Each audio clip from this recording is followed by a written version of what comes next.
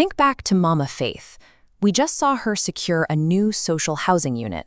But across town, at a bar in Kilimani, guys like David, making 75,000 shillings a month, and Wycliffe, pulling in 45,000, are watching her success and wondering why they feel locked out of the middle-class tiers of that exact same program.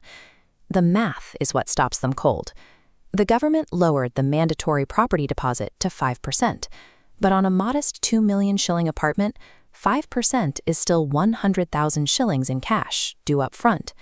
For a lot of working professionals, that six-figure lump sum is an unscalable wall. Take Wycliffe. His entire 45,000 shilling salary goes directly toward rent, groceries, and bus fare. By the end of the month, his bank account sits at zero. Saving 100,000 shillings out of pocket might as well be saving $1 million. Everyone sees this financial wall. Very few people realize the government quietly built a ladder right next to it. In 2025, new regulations were enacted to dismantle this exact cash barrier. Until David and Wycliffe understand the mechanics of these new rules, the affordable housing program will feel like a taunt, dangling homes they can see but could never afford to touch. Those rules are formalized right here. Legal Notice 114 of 2025 provides a binding legal framework that standardizes tenant protections and unit allocations across the entire country.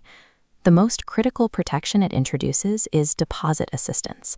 If your income qualifies, the state issues you a direct loan to cover that 5% upfront deposit.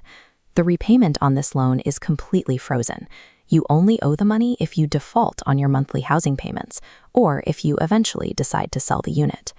The regulations kill the persistent rumor that housing allocation is a lottery or betting system. It operates on a strict points-based allocation structure. Your application is weighed based on concrete factors like your income bracket, your family status, and the exact timestamp of your deposit. If the board rejects your application or denies your deposit assistance, the law gives you a clear mechanism to fight back. Grounded in Article 47 of the Constitution, every applicant has the legal right to demand a judicial review of the board's decision. By moving these rules from policy to law, the state loses its discretion. Home ownership stops being a matter of bureaucratic luck, becoming a right you can demand in court. To see if this actually works, we need to run a stress test.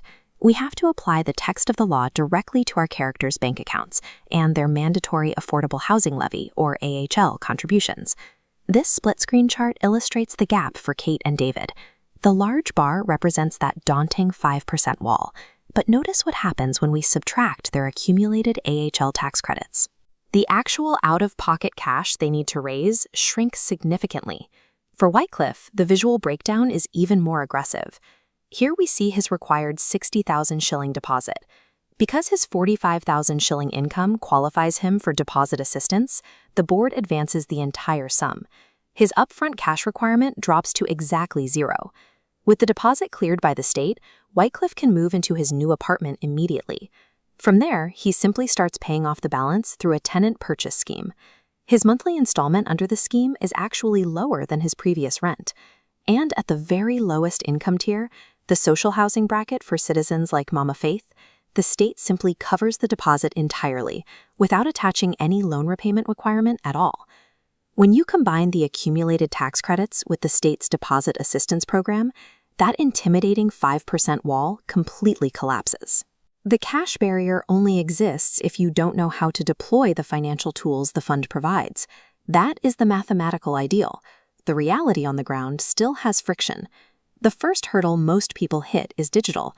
On the government's Boma Yangu portal, your AHL payroll deductions frequently fail to sync automatically, forcing applicants to chase down their own records. You also have to remember that deposit assistance is a loan, not a gift. If you miss 2 consecutive months of your tenant purchase scheme payments, the safety net disappears. The loan is triggered, and the state begins the process of repossessing your home. There is also an intentional bias built into the allocation point system. By policy design, a single recent graduate will consistently rank lower in the queue than a single mother applying for the exact same unit. Beyond individual hurdles, the state itself is facing operational stress. The Auditor General has flagged concerns over unsold inventory in older government housing projects. raising serious questions about the state's capacity to price and distribute these new units efficiently. The legal framework is powerful, but the system is not automated. Securing a home requires you to be an active, informed participant who audits their own data and understands the fine print. Your first move is simple. Log in to the Boma Yangu portal, verify that your AHL credits are actually registering, and check your specific income bracket to see if you qualify for deposit assistance. If the system glitches or if you are unfairly rejected, remember your constitutional rights. Article 47 guarantees your right to fair administrative action and a formal appeal. In our next episode, we are going to dissect the points-based allocation system. We'll show you exactly how the algorithm weighs your application to determine who gets handed a key and who gets stuck on the waiting list. The government has officially lowered the financial wall. Right now, the only thing standing between you and a home is your understanding of the law.